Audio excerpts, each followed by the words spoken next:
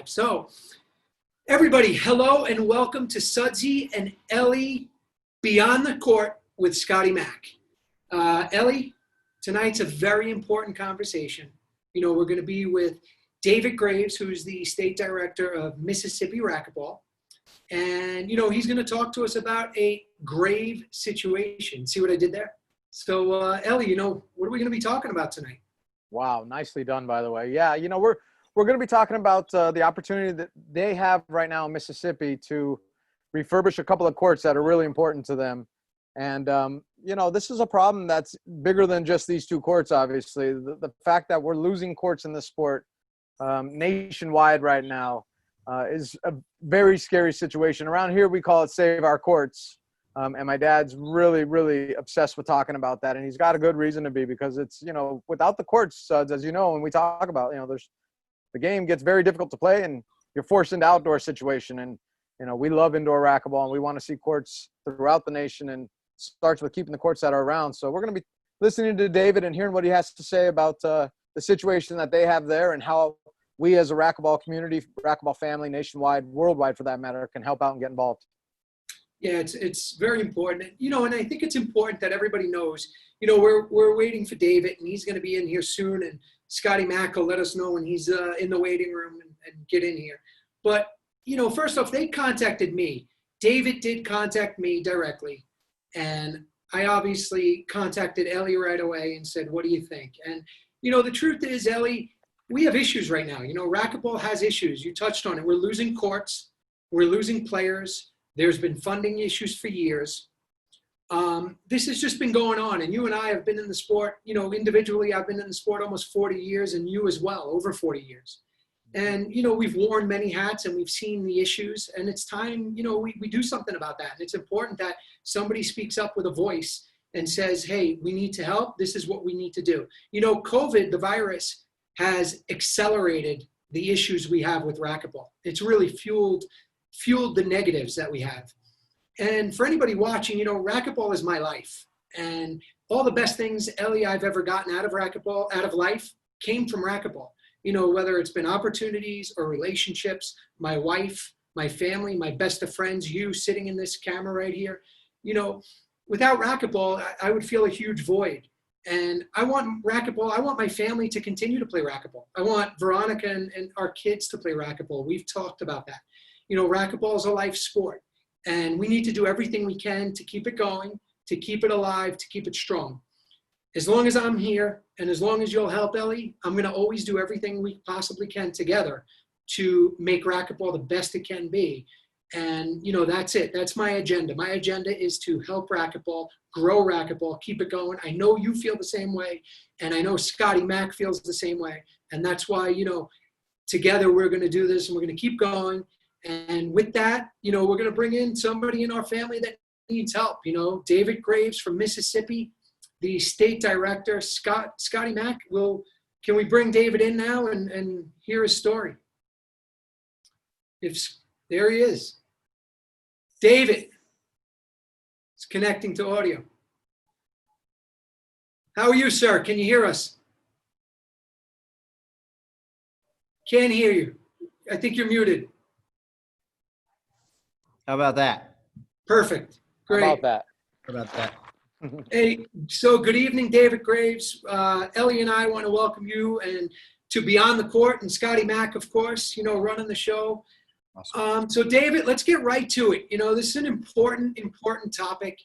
It's been bothering myself and Elli, you know, for the last couple of weeks since you contacted me. And this is a bigger problem. This isn't only in Mississippi. This is something that needs to be addressed nationwide. So with that, David, you know, tell us what's going on, and tell us the story of Mississippi Racquetball. Right on. First of all, I want to thank you guys for having me.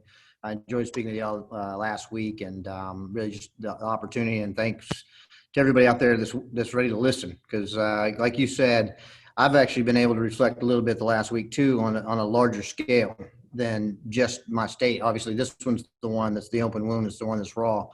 But you're right. This is an epidemic that we all are having to pay attention to. So our story is Mississippi Racquetball has been housed in the same facility for about 35 years. We had a company called the Courthouse here. A lot of people have played here over the years. It was ended up being as large as 7 different facilities. At one point, a couple of them hosted 11 or 12 courts, 2 different facilities. And over the years, they went down. But for the past, 15 years, we still had 4 courts in one location and 3 courts in another location. So there wasn't really a problem. We were still, thriving as Mississippi Racquetball, and we're still able to have nice tournaments. We had 7 courts available.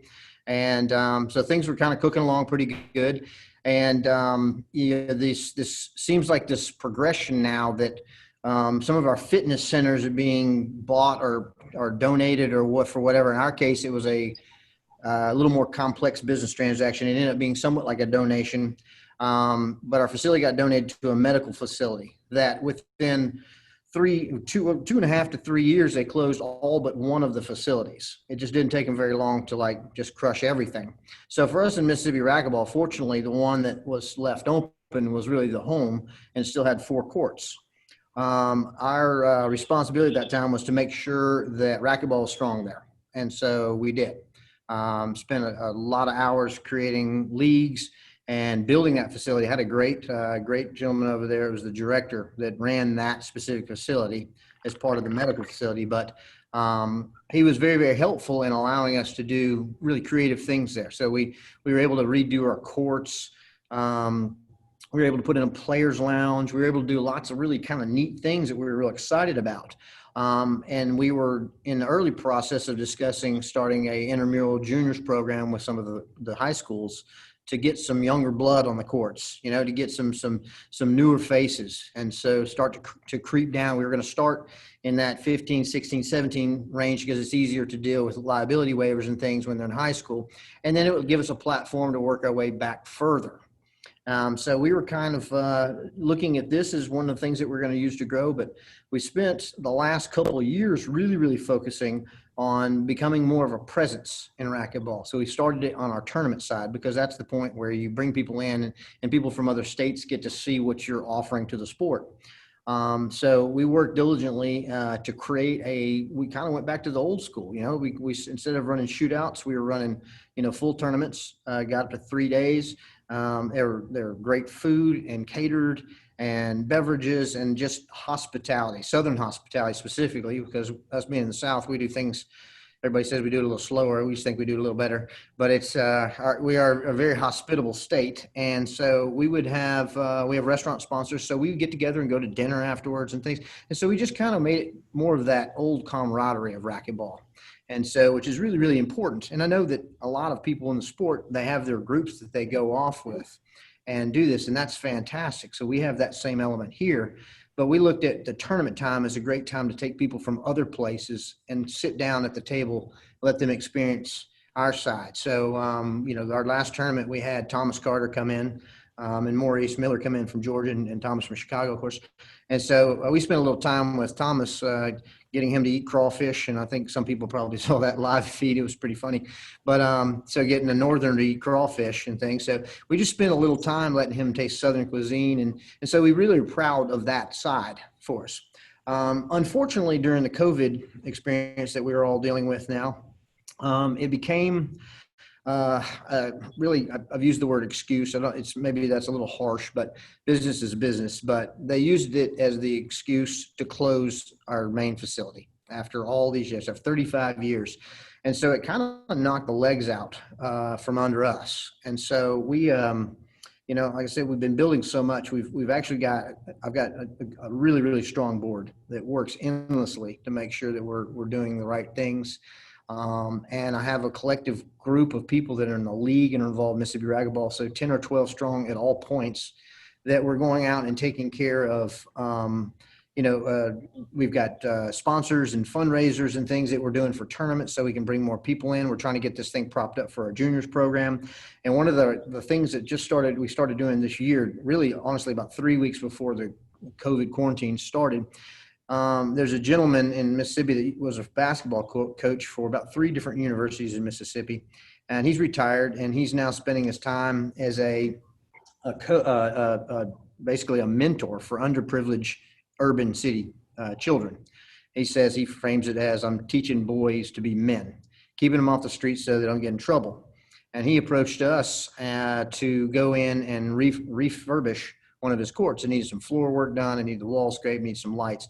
And we were taking it on as Mississippi Racquetball. What a great way to give back, to give an opportunity for young children in our city to get an expand. We offered our services to come in and teach. When you have a summer camp, well, I got 8 or 9 guys that are great instructors and would love to come in and teach kids how to hold a racket and swing and etiquette on the court and good sportsmanship. And so we were really excited about these things. And so, maybe we took our eye off the ball and didn't realize that we'd have a multi-million-dollar company just knock the legs out from under us. But that's kind of what's happened. And so we sat there for, 5-6 days, just kind of like stunned, looking at the walls going, what are we going to do now? What are we going to do now? Because we don't have a great alternative. I mean, I'm not saying that there aren't courts in Mississippi. What I'm saying is there aren't courts anywhere close to me. I mean, the closest courts that I can get to are some old. It's great that they're there, but they're kind of dilapidated. They're about 45, almost an hour away from me with traffic. And so it's not a very viable solution for league nights and running tournaments. And it's not a tournament type facility. So we had some complications. So we began kind of discussing what do we do? Where do we go from here? How are we going to hold on to what we've grown at this point? So the decision is, are we going to continue forward or what do we do? Do we check out? So another possibility popped up for us, and it's the actual former director for Mississippi is still in the fitness business. He was part of the Courthouse Racket Fitness for a couple decades. He has partnered with another company, and he is a part owner in a fitness center downtown that used to be one of the courthouse locations. And so back in '88, they built these courts that are behind me as 2 show courts in downtown Jackson, right down in the middle of all the buildings. And there was a restaurant kind of this direction from me that people would come sit on this elevated stage area and eat lunch and watch people play racquetball. And it was open in 1993. So when I mentioned this to you the other day, Sudsy, you went, nice, old school. And so it is exactly that. It is a kind of a premier old school type facility. So it's mostly constructed. So we don't have the challenges of going, we need a building, we need to build courts from ground zero. We've got a basic framework of courts. We have 2 courts in there, but they need floors. They need a center wall built. And some of the walls really need to be skinned again with some new boards so that we don't have dead spots. It's a fairly large undertaking, but the beauty part of what we have right now is in our agreements that we work through is Mississippi Racquetball will control the way that these courts are used, meaning we'll have our scheduling systems. People, of course, that are part of the gym can use them. They will never be used for yoga, CrossFit, spin class, volleyball, you name it. All the little redheaded stepchild things that racquetball courts have become that we tend to lose to weight trainers and everything else. Not saying there's anything wrong with all this. I'm just saying there's a lot of room in many buildings that don't have, $20,000 floors and, $50,000 walls that you could probably lift weights and bounce medicine balls off of. And so, and in this facility, we have the ability to come in here and run this under USA Racquetball fair play rules.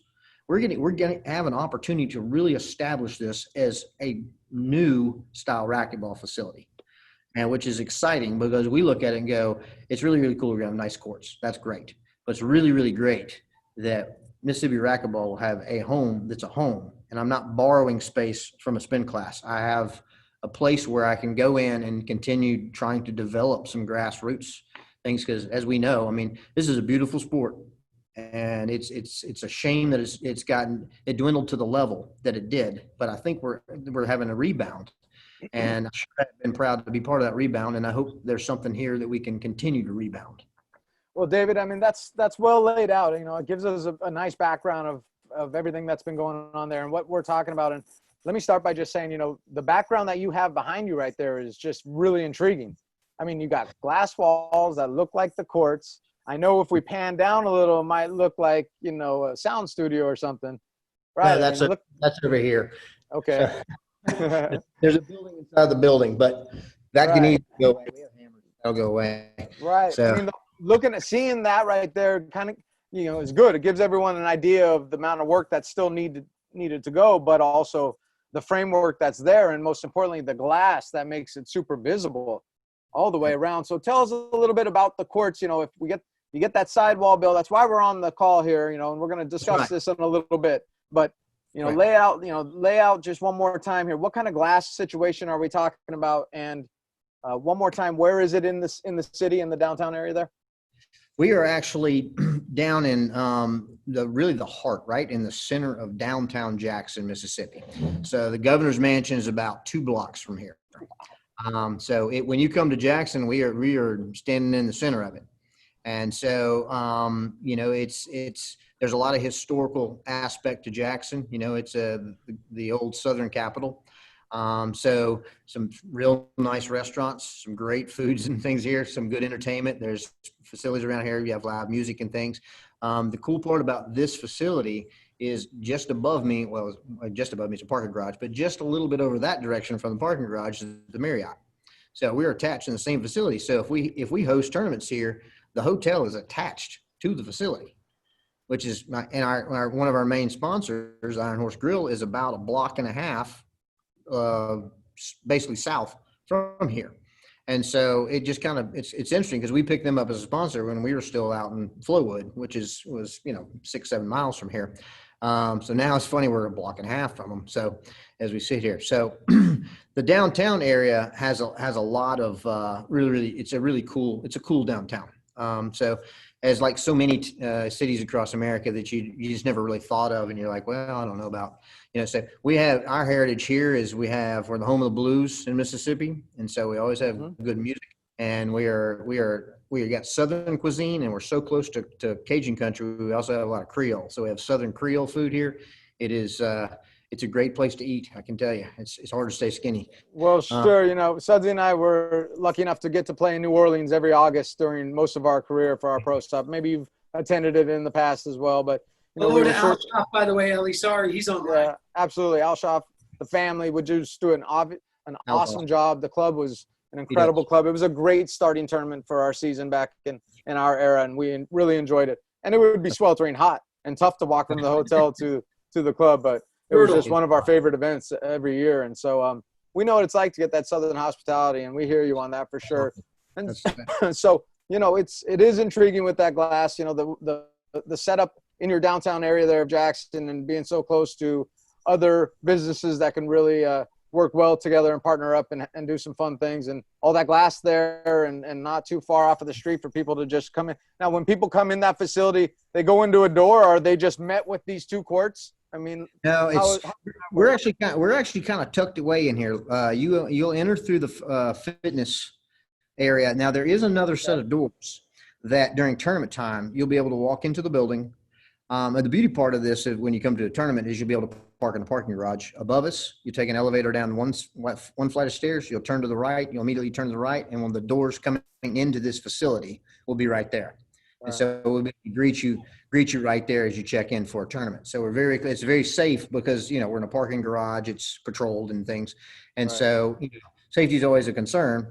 So this is one of the safest places in Jackson. The federal building is across the street. So it really, other than tanks, it's pretty much locked up down here. So very unique situation, very, an awesome thing to have a home for the state association. And that's something that there's not a lot of those situations out there across the country. So unique, and it's something to get into and discuss here. Suds, go ahead.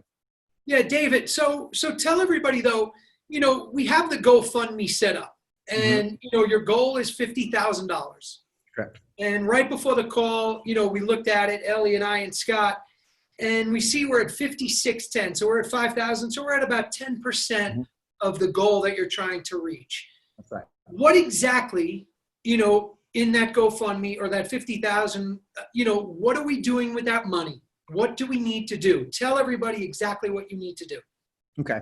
Well, we've gotten a couple, the court company out of Memphis is one of our main quotes that we've got. And interestingly enough, the court company built these courts back in 1988. So it's interesting that they might have the ability to refurbish them back to their original glory. So that covers, and I'll try to turn this so you can kind of see. If you look in there, obviously we don't have floors, so we need floors. There's a center wall that's missing because they made the 2 courts into one large facility, and they have carpeted and painted the walls. Now, in order to do that, we don't have to tear the walls all down. They make a 5/8 inch thick board that can reskin these. And so it'll still stay within the boundaries of a legal court size. So we need a center wall built and skinned. We need a floor, and for them to not have soft spots in our walls, we need to get the front walls and the 2 other side walls skinned with new boards. And so from the court company, that's about $52,000 and some change. And so that's why we have based that specific, financial level, because that's the quote we have. The rest of the things in here, we're going to have to, we're going to end up scratching through our own pockets. The tables and the chairs and the restaurant aspect, the other amenities in our facility, we're going to do our own capital campaigns, and we'll continue after this point. If we can't get those playable, the rest of it doesn't matter. Right. And so so that's where we are. And one thing that John just said is talking about that a lot of associations don't have necessarily a real home base. It's interesting. I hadn't even realized how, I guess, maybe spoiled I am in the fact that we've always had a home base. The home base was pretty clear until recently. So it's a new dilemma for us, not having a home base. The problem is we also don't have a second or third base at this point. But it is interesting to think that there are places that I've had a luxury that they haven't had. Sure.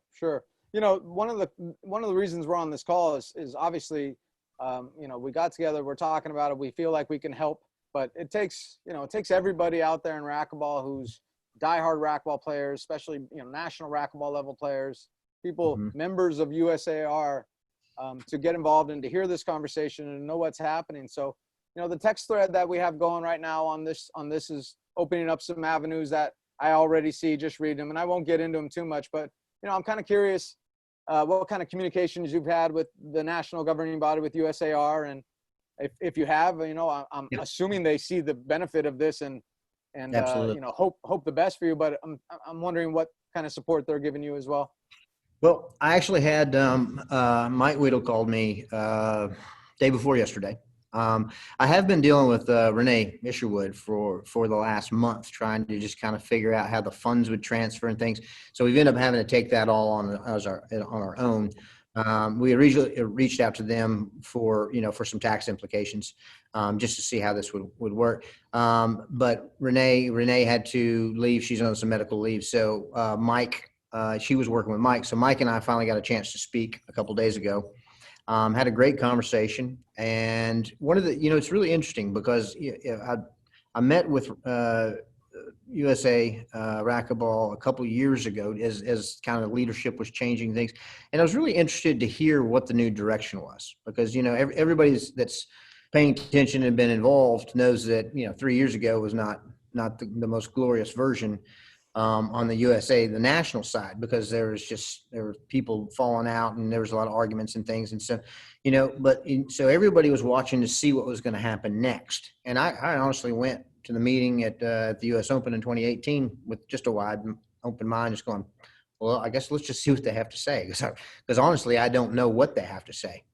And I was really, really impressed by just the humility, honestly, of just going, hey, we're going to pick up the ball. We're going to run with it. It's new. It's different. We're going to listen. We're coming to the table. We're listening to ideas. You at the state level, talk to us. Give us ideas. And I'm thinking, I can work with this. People want to have an open line of communication. Just they're ready to listen and do the next thing. And I think at this point, they've done a fantastic job. And Mike, one of the things he said to me, he said, we recognize that without the state level grassroots programs, the national level doesn't flourish. And so David, why did you contact me to, seeking assistance? Why me? What was the reason for that? because you're Sudsy. I mean, you're Sudsy, and you have a very, very large presence in the racquetball community. Everybody knows who Sudsy is. And so, and I've watched your Facebook broadcast, for a while now. And I watch people that comment, and I just know you have a very, very large market, a large group of people that pay attention. And I needed an outlet that would allow me to speak to a larger group of people. And so I've had a lot of discussions behind the scenes about that specific thing of going, hey, you know what? This is all about you guys. Why would you reach out to everybody? This is about you guys. And I don't really feel that way. I think this problem is bigger than us. Now, granted, we've obviously kind of doubled down and it's a little nastier for us right now than it is for some people. Not to say that they're not going to visit this at some point too, because as long as we're in a situation where racquetball is the redheaded stepchild of the gymnasium, then you're always like just a couple of clicks away from losing a court. And so it's been an unfortunate thing. So I just look at this at this point, that the only way that I can continue to be strong to support the national level is I got to be strong on the state side. And to be honest, I'm not sure what I can do at this point without having something to work out of. And it's just, I don't know. I don't mean to make it sound like I'm crying over this thing, but the reality of the situation is, and we know in racquetball, there are very, very few people that play racquetball and can make a living at racquetball. And the ones that do usually don't live they don't have big families and things like that. And they don't have, so I'm a little further, I'm a little older than some of those guys at this point. So, all of us work, and so I got a day job. And so what happens is when I start considering how I'm going to move things forward, I can't drive an hour one way and back, 3 or 4 times a week to make sure that racquetball is strong. And so, yes, maybe that's a little selfish on my part. Maybe somebody that lives closer to that could run the state. I guess that's another possibility. Well, David, talk about that for a quick second. I mean, you did, reaching out is a great thing. I tell Sudsy all the time, man, you're right now, and this inspirational champion player and person that he is, and he's become at this stage of his life is big for a lot of racquetball people and a lot of people in general. So I tell him the same thing that you're thinking, and that's why you got in touch with him, and that's great. But really, tell us a little bit, I'm curious, where's the nearest club to you? I mean, how far is it to a real racquetball club from you? Yep. I have one that has 2 kind of older courts. They are So you mentioned those earlier, right? Those are the dilapidated courts a little bit. Yeah. If it takes me, if there's traffic, it'll take me about an hour and 15 minutes to get there. If there's no traffic, it's 45-ish to an hour. There's another set of club courts that are part of the Baptist organization that are in another city, Clinton, which is, for me, is about 35-40 minutes. In their courts, one of them's okay. They actually have glass. The lights are okay, and one of them not great on the other. There's no way to run a tournament. They're just in there. It's really, really complicated. I guess you could run a shootout with 20 people or something. You maybe make that happen. So I'm not saying there aren't a couple of courts here and there that are available. And I'll just explain it too, because I've been asked this question a lot, and I'm gonna answer you the same way I've answered them. I said, if I'm a player, if my whole goal is to play racquetball, my decision is real simple. I got to figure it out. All right, I'll play once a week. I'll drive 50 minutes over there and I'll play in that club. That's easy. But I've not asked myself a question about these courts that I'm sitting in front of right now as a player yet. For me right now and my board, very active board, we're kind of all looking at the same way. We're all kind of like going, well, how do we make this a system, a mechanism that does things? Because if we're so fractured at that point, then how do we make that happen? So I know for myself, I right now I run the league. That's how I ended up being in this position I'm in. I ran the league. I got all the rosters of most of the players that are in Mississippi that play. And so when the former director was ready to move on, and do something different, I was the kind of guy standing in the limelight. So it was kind of like you touched it last kind of thing. And so I was like honored to grab hold of it and go with it. So I did that. And I've been cast in as a tournament director right now. So I've been working on grooming people so that I'm not doing the trifecta. But for me to continue to try to push the numbers and keep the people gelled together, because the majority of the racquetball players in Mississippi, oddly enough, live here within reason. I mean, some of them travel, 30, 40 minutes to our home club. But I've talked to quite a few of them. They're like, they're going to have to travel an hour and 15 minutes to get to a club. And they're like, I'm not doing it. I don't have that. David, tell everybody that's watching and explain to Ellie and I also, if people are going to donate to the GoFundMe, which Scott's going to pin now, so everybody will have the ability to go and donate. What exactly are your plans? What is Mississippi Racquetball's plans? What are you going to do with these 2 courts to help grow and really help keep us alive, right? Like, there's a bigger problem. And any court that goes away, to me, it feels like it's like an axe hitting a tree, like you're just taking us down a little more. Correct. So what exactly, if we get to this 50,000 that we're looking for in your GoFundMe for Mississippi Racquetball, what's your exact plans and what are you going to do with those courts to help racquetball in Mississippi? That's a great question. And I'll answer the parts that I have figured out in my head and some of the things that our board has talked about. One of the things, as many people will know, that if you're working out of a club that's owned by a medical facility or owned by a franchise or something, the rules and stipulations that you end up dealing with when you're trying to run different types of programs are super, super thick. And so one of our problems that we've had trying to get the juniors portion, the intramural portion started, was trying to figure out how to get the liability, the insurance waivers and things, since it was a medical facility. So one of the things that happens for us immediately is we get opened up to not having to deal with as much red tape. So as we start to develop these other types of programs, these intramural programs and things, we get the opportunity. We could start right in. One of the things we couldn't do in our last facility is we couldn't really run a summer camp for younger children because nobody in the facility under 13 was allowed, or no children under 13 were allowed in the facility. And so we couldn't say, hey, let's run a summer camp. So now we can run summer camps here. So we can start even with younger children. We actually have, Louisiana's been doing a great job. I'll give a shout out to a couple guys over there. Mark Thompson, Steve Simones have been doing a summer camp at their facility in Alexandria for the last 2 summers, and they have like 20 kids coming. It's just fantastic. So we've been looking at their program and talking to them and thinking that, hey, we want to start this over here. So we went to our facility manager over there, as great as he is to work with, and said, hey, we want to do this. And he's like, there's just no way that we're going to get this through. And so one of the things that we're going to do is we want to start incorporating younger kids, because we haven't had a juniors program in this state. I don't know when the last time was. Well, the first person, just sorry to interrupt you, but the first person to call is John Ellis when you want to start a junior program.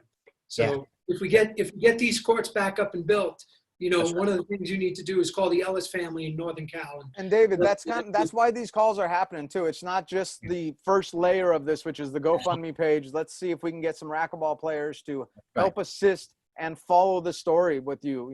As you build it, as these courts get rebuilt, Sudsy and I will be on you to make sure that you're letting us know so we can follow it and track it and see how it's going and all that. But, it can lead to other directions as well, where, we have a junior program here that has 50 plus kids when we're out of COVID moments. And honestly, when we go back, we'll have to see what it's going to be about, how we're going to be able to do it, how the club's going to allow us to do it. But we have had the great relationship, and we have had this class for a lot of years.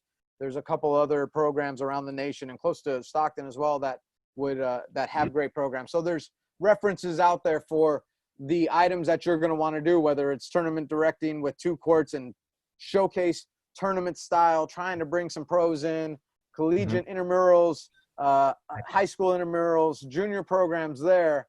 That stuff's going to be available to you in terms of references to at least get an understanding of how other people are doing it if they're doing it well.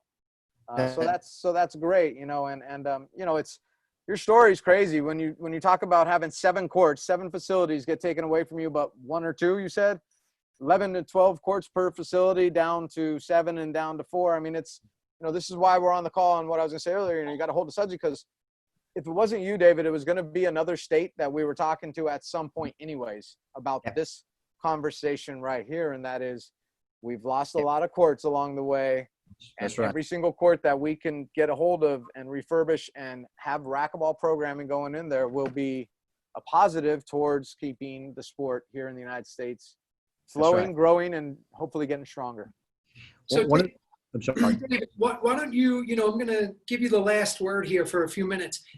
Tell everybody that's listening and tell everybody why they should donate to your GoFundMe, and just give them a little bit of a reason as to why they should help fund these courts and really get them back up and running. Well, and that's an interesting responsibility, because I understand when I ask people to dig in their pockets to help us out in Mississippi when so many don't know who we are. And even I actually had someone that I talked to go, I didn't know you had racquetball in Mississippi. I'm like, we're actually pretty strong with it, honestly. But one of the things that we want to continue to do is to develop our base of people. And so we actually have a pretty strong group of people here that are solid players. But as we continue, what we've done in the last couple of years is we've made a cohesive unit out of these people. And when we made a cohesive unit out of these people, now we're starting to look at other possibilities. Like one of the things that I mentioned earlier is working on that court for the underprivileged children, which it seems like every time we get back to this, we're looking at how we can get to younger people, because younger people, when they go through and they play with us in intramural, when they go to Mississippi State or they go to Ole Miss or they go to USM, they're going to start looking for these courts. And I have spoken with 2 of those 3 schools about their courts and doing something with them. I even offered to bring a contingency of people down to teach people, and they just didn't want anything to do with it. And so, and I was just like, it was kind of a tragic moment for me to think that, because they're like, well, nobody really cares. And I was like, oh, that's terrible. I said, well, let me show up and I can help them care. And they don't want me to do that. So I have to train these people now to go to those schools so they can go, don't put spin bikes on my racquetball courts. I'm going to play racquetball. And so we just kind of start looking at the way we can develop our state is we got to start as local as we can to start getting some numbers going. As soon as I have a presence at Southern Miss, my alum, I can go down there and go, look, you got 5 guys right now that play at a high state level, and we need to develop this down here. It gives us a backbone to stand on. And then, you know what? Then we get to go to other states and support their programs as well. And so, I reach out to a number of the states around me. I have since I took over this position, just because I think that, and it was you mentioned Al Schaff a little earlier. Al's kind of like our brother over here. Louisiana, Mississippi, we're landmass, and so we kind of hang out together. And so we always work together for tournaments. Alabama's been great. We work with them as well. So we work with our neighbors pretty well. But we've been trying to take and reach a little further past those borders as well. Trying to get to know some people in Tennessee. We haven't made as big a presence there yet, but Texas, we've made some good connections over Texas. So we've taken and said, we really work regionally together. And then nationally, when we go to these events, we're stronger nationally together. So I guess if I'm asking why it's important for us to build these courts and be here, it's that. It's right now, if I said I could tell you in 5 years where I would know where all the growth is, I don't know if I could. I don't know if I'd undershoot it or overshoot it. But I know that that's the direction we're heading. And I also know what my board and my people are capable of, which is really, really quite monumental, what we've done in such a short amount of time. So my confidence level on what we can do as Mississippi Racquetball Association, our goal is to build and to give back as much as we can. Like I said, we're very hospitable. That's great. It's a great answer. And, I think, you build it, we get this done. You build the courts back up. You have a home base for Mississippi Racquetball, and then you go with a stronger situation for the universities there. Maybe they'll turn the corner and start to come, because that is a source of courts, obviously, but also an ability to get still younger people into the sport who will then hopefully play for a long time and have their kids play. And And it all, obviously, a lot of it, and everyone says this in everything in every sport, all goes back to the kids playing. And, obviously Sudsy has kids that are going to play racquetball. Hopefully I have kids that do play racquetball. I grew up playing racquetball. Sudsy and I met when he was 9 and I was 11 at the junior nationals of racquetball. So this is passionate for us, and this is why we're on this call. And obviously we're going to follow up and encourage everybody in racquetball that's listening to this to just donate a little bit. Sudsy, for me also, David, I would encourage you to stay on USA Racquetball about really sharing what's going on here in your situation, the GoFundMe page, maybe this conversation. We're all in this together, and we're a part of USA Racquetball. I've been members with them for a long time. Everyone knows about their situation. If you're a diehard racquetball player, you know some of the things that they've been going through and have been going through for a while. So it's not worth it for Sudsy and I to really go down that path in a negative way. We just try to say, they need to step that up, and everybody work together, and hopefully we'll get to a spot where you have some success with this, and we can continue to follow up and help each other grow Mississippi racquetball, because I'd love to see some kids from Mississippi playing junior racquetball, junior national racquetball here in the next couple of years. That would be proof for us, right? That'd be awesome. Yeah, that would be. We'd love it. Yeah, for sure. Sorry. Go ahead, David. Go ahead. I was going to say, I missed one name when we started talking about USA Racquetball that I wanted to commend is Connor Shane called me yesterday. Just reached out to me.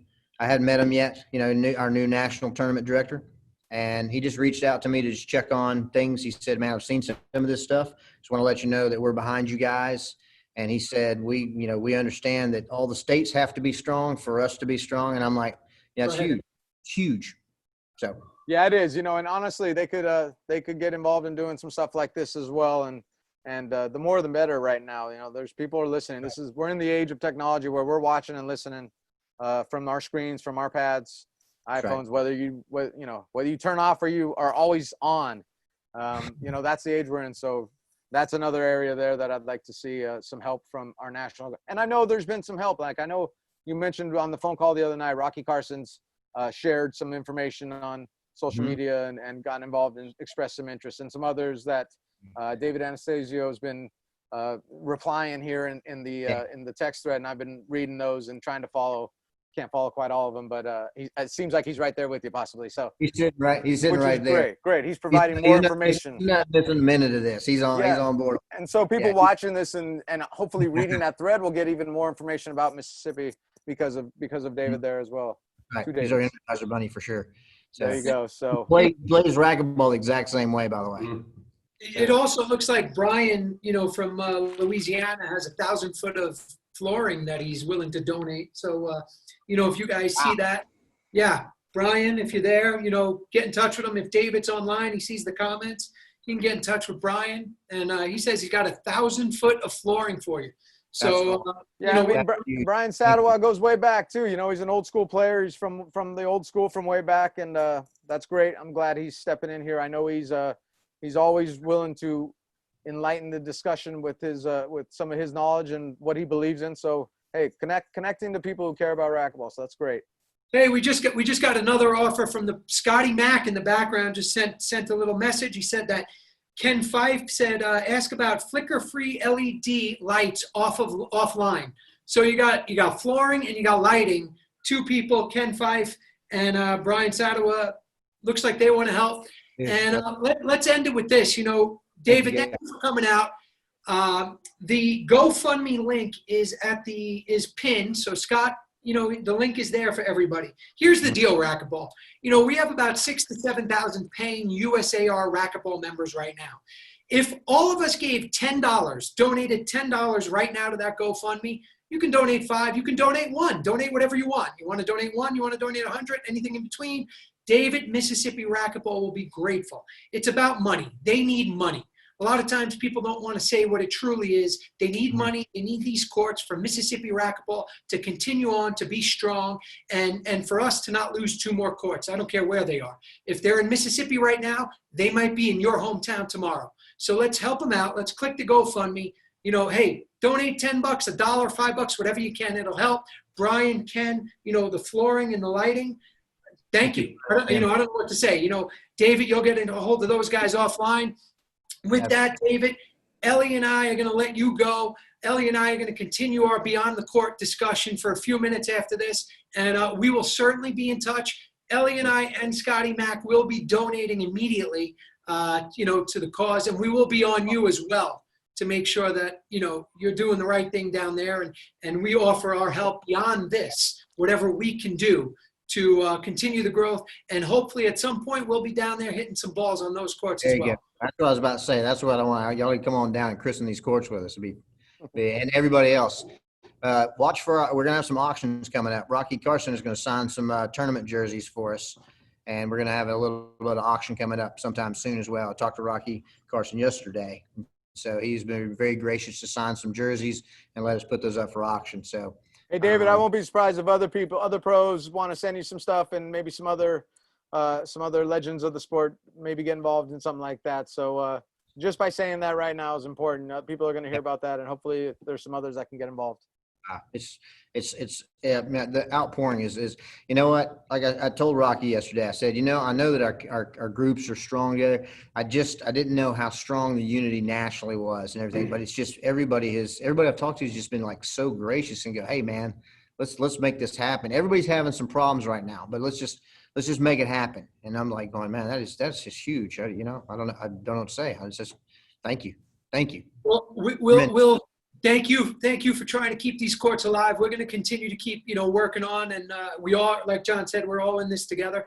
And David, thank you, and we will be in touch. Let us know, Ellie and I, stay in touch, what we can do to help. If you want to get some more product donated by some racquetball greats or whatever, we'll make sure to bridge that gap if need be. Sudsy, John, Scott, thank you so much. America, thank you so much. Thank you, buddy. Have a good night, David, and good luck. Thank you. So Ellie, there it is, Mississippi Racquetball. They came to us, they contacted, they said they needed help. Hopefully this will help them out a little bit, it'll spark some more interest. And if nothing else, like, you touched with me offline, is that awareness, and people in other cities, other states, courts that, hey, this might be your court tomorrow. Yeah, absolutely. I mean, there's a lot of racquetball players who've seen it happen already for the last 20 years, and we're all bummed by it. Think back to all the clubs that you've played at, Sudsy, that are legendary clubs that aren't there anymore. National tournaments that you won on courts that aren't there anymore. It makes me really sad when I think about that type of stuff. It drives my dad crazy, when it comes to my family. And so, it's great. We're trying to put it out there, enlighten the racquetball people that this situation is happening in Mississippi, but also it's going to happen, and we hope to get other communications from other states and have this kind of trickle down effect, because I'm not afraid to have multiple situations like this that are real, that come up, and we say, yeah, we want to get behind this and ask racquetball people for just a little bit of money, because it's not a lot. And, we'll get involved and see where it goes, and hope for the best and the positive, and stay ready to be a good source of reference for David and Mississippi as we go down this path. It's unique times that all this is happening, obviously, with COVID too. So, you mix that into the equation, and not sure where some states are going right now. Some states close to him that, don't want to hear it, but they seem to be going down again a little bit is sad, and it's scary as well. And whether you believe in it or not, it's part of it. It's real. It's here for people to deal with. Well, that to your point, we talk, daily offline.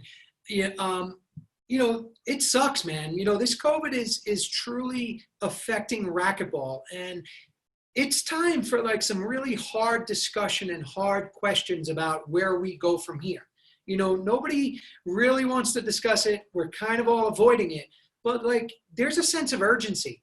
And if our governing bodies and the tours and us as players, or people that really truly care and are passionate about the sport, don't do and make some really good decisions, it could be a death blow, Ellie. Like, that's how I feel. And, we talk about this. Yeah, I know. Unfortunately, I feel the same way. And yet the optimistic side says it'll be fun to try to make positive moments happen here going forward, and watch more courts develop, watch the sport grow again in the United States somehow, some way. I know the way that I believe in. I live it here with our junior program with Fitness Forever here in Stockton, supported by your friends, RYDF, my friends. They give us a little platform to be able to get some instructors to come out and, be ready for a class. We have a club that allows us to do this, to have 40, 50 kids on a night and on 8 courts in a class. So we've got some lucky situations, but we've got to get some other people to understand how this can work in your area. And, not just junior racquetball, but other areas of developing new racquetball players, continuing to keep our old racquetball players playing the game, even when their body breaks down a little bit, to have fun with the sport and to really just try to be positive when it comes to growing the sport. Yeah, I talked about that in the monologue, right? That's what it's called, the monologue before Right. we get. Yeah. Racquetball is a life sport, and I feel a huge sense of responsibility and a burden on me to do everything that I can to help the sport. You and I, I consider you one of my best friends in life, and you live 5,000 miles away, and Yeah. but racquetball brought us together in a relationship that is so unique, and it's all because of racquetball. And the things I'll teach my kids, it's not about how to hit a backhand or how to hit a forehand. It's all those life lessons and all those incredible priceless treasures they're going to get from being involved in racquetball. I mean, my wife Veronica and I, we're racquetball people, right? Like, there's a reason we wound up together, and that's just one part of it. But it's such a meaningful sport in so many ways. Whether if you just want to get healthy, if you just want to be physically healthy, mentally healthy, all that is great. But there's all these other things that come with it that nobody sees, that just blast you right in the face. Yeah, absolutely. Absolutely. Just the friendships that are developed, whether it's kids at an early age that develop friends, and, some friends they keep for a lifetime. And when it comes to racquetball, like ourselves, like a lot of the friends we share in the sport, both our age, older and younger than us now. So it's such a unique situation. And so, this is a very inspiring night here to just be involved in this situation with trying to help Mississippi, and to, kind of have some other people start to tell us their story, what's going on in their home areas and where we can help. Obviously, this discussion will involve USA Racquetball on our end, because we're here in the States and we've grown up with USA Racquetball. Sometimes you'll talk about the AARA and the old Sure. school names that we've gone through here with the governing body of our sport. But, so we're also going to get into that LA Fitness conversation at some point. We're going to get into it at some point. That'll be for another time. Hey, I think this is a great time. Scotty Mac, can you jump in? It'd be great to have you, as the producer, the man behind the scenes making all this happen. I don't know if you're still enjoying your steak, or if you hear me talking right now and you're going to come run into the video. But Scotty Mac, what's your feeling? You heard about what happened tonight with Mississippi Racquetball. What do you think? Where do they go from here, and how can we help? And what's your vision? Yeah, it's definitely an uphill battle, trying to raise funds, especially at a time like this, with what's going on, and many people not able to. I got to mute here, especially with people not able to get on courts and such. So I definitely can see the struggle, and I think those who love the sport are. It's a lot of responsibility to bear, to carry the torch, keep things going. Like I'm very grateful to have racquetball in my life, and if we come out of this without many courts left, without many opportunities to play, to introduce people to the sport, I think we'll be in a much worse spot. So really hoping that the community can come through, and that we can build the next generation of racquetball.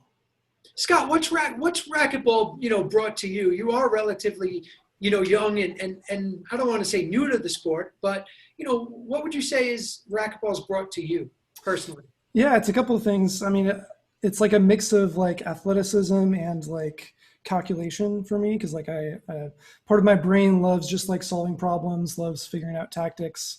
The other part, I grew up playing a lot of basketball and stuff. So then I found racquetball. It was a natural shift over. So it's kind of the confluence of that. It's the combination of puzzle solving and athleticism. And so it's really bridged a gap for me. It's been my only outlet for athletics for the last 15 years or something like that. So like I've been able to stay in shape just by like training hard, playing hard.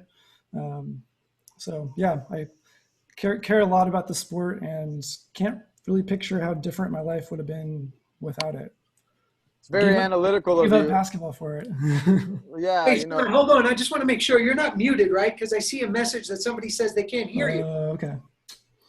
Were you muted? I might have been muted. No, that was phenomenal. Ah, that's terrible. All right, well, we'll get back to that. You know, Growing pains. That's great. Micah Miller, thanks for letting us know there. It's recorded. I'll post it.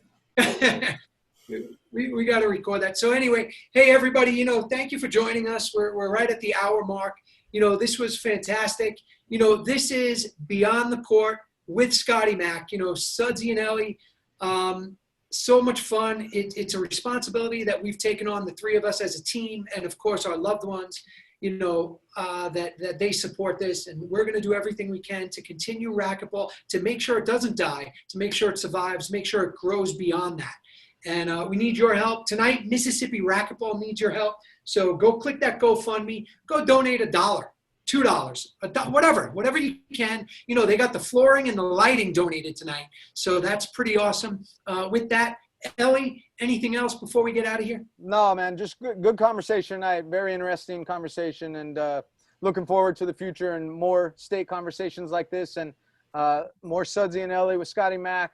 And we'll you know, touch so many different topics when it comes to racquetball.